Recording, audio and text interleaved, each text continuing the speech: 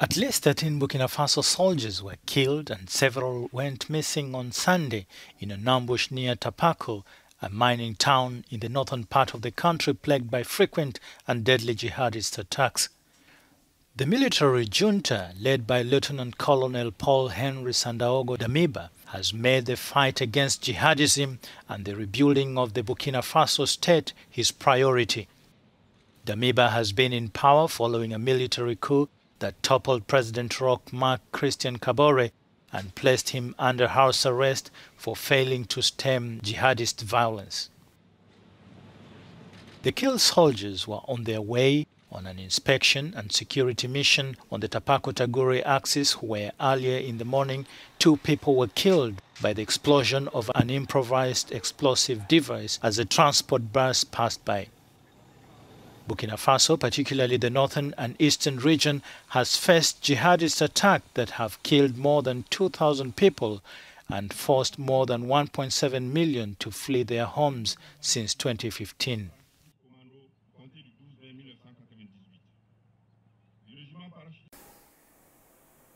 South African artists have embraced new technologies and are now selling their works as non-fungible tokens, or NFTs.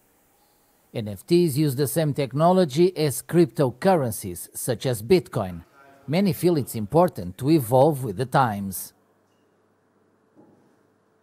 It's a great opportunity for me to be playing in that sphere. The world is constantly evolving. And there's a quote I like to reference a lot where it says, adapt or die. You know, I'm a very traditional artist, but I realize that if I'm just going to hold on to what I know, the bus is going to miss me. The most amazing thing with this digital space is it makes us compete completely at the same time with everyone in the world. Things used to be slow, you know, trends would start in America and will get to us a year later or 2 years later. Now we are current. So we are in the future, we are literally the same as any first world country. The advantage for the artists is that every time the artwork is sold, they receive a part of every future sale. I think it's quite exciting for that and to open the gateways for artists who want to make the change and who want to experience the best of the physical and the digital world. The blockchain is created to make sure that the authenticity stays the same. If 1,000 people buy your artwork, it will still be written on the blockchain that you are the artist, and you get commission from every sale. Many, however, are concerned with the environmental impact of NFTs, namely the vast amounts of energy it requires to verify the authenticity of digital tokens. Moroccan police was forced to intervene on Sunday after supporters of football club AS FAR invaded the pitch to face supporters of Maghreb Fez. The violence followed AS FAR's defeat 2-0 in a Throne Cup match held in Rabat. The police arrested around 160 people, some of whom were carrying knives and stones. More than 100 policemen were also injured.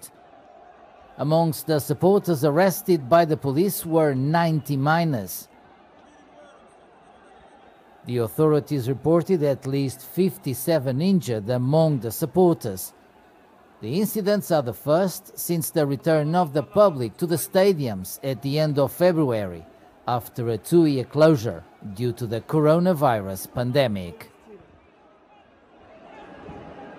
Security forces fired bullets and tear gas canisters Monday in an attempt to disperse thousands of Sudanese protesters against military rule and inflation, which has been worsening since the October coup. Since the coup of General Abdel Fattah al-Burhan on October 25, Sudan has lost its international aid and is now caught in the throat by the rise in prices of grain and oil due to the invasion of Ukraine by Russia. On Sunday, the price of bread rose between $7 to $10. Any price increase or removal of state subsidies on basic goods is sensitive in Sudan, where in 2018, the rival that toppled the long-term ruler Omar al-Bashir the following year was born of a government decision to triple the price of bread. The country only emerged in 2020 from decades of US sanctions, and its 45 million inhabitants have to deal with inflation exceeding 300% every month and non-existent infrastructure.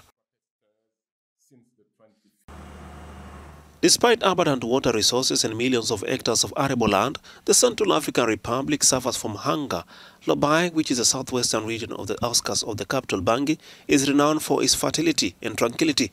A handful of private investors have taken up the challenge of developing the country's agriculture there, offering opportunities to farmers and developing local processing of products. According to my experience and my point of view, today only the private sector could develop the agricultural sector, because we have been seeing this for years, like through food aid, which never developed the sector. On the contrary, it makes us lazier. It inculcates in our heads of mentality of the assisted, the one who always needs to hold out his hands to be given help. But when it's the private sector that takes charge, it's something else. It's a question of partnership between those who are going to invest and the producers, and everyone wins. Palm Dore's parent company, Al Saheli, was accused by NGOs of paying militias to protect its operations at the start of the civil war in 2013. But today it remains one of the only providers of jobs in the agribusiness. The villagers quickly chose food crops such as this cassava field that you see here, because they think that after 6 months or 8 months, even 1 month, they can already have something to live on. But with the palm oil, we will have to wait 3 years, and we don't know how to live. So we prefer to do this cassava field, and after 1 year, we have cassava. We can eat a quantity and sell the rest to support ourselves. Here in the Central African Republic, we have extremely favorable conditions for conservation agriculture and regenerative agriculture. We have available land, we have an exceptional climate, we have exceptional market conditions, and we have decided to create a champion of sustainable agriculture because it allows us to have agriculture that conserves the soil, and it also allows us to have extremely low production costs, which are the conditions for being able to start up agriculture here. With such external partners, Central African Republic now looks ahead into making its food production sustainable in the near future.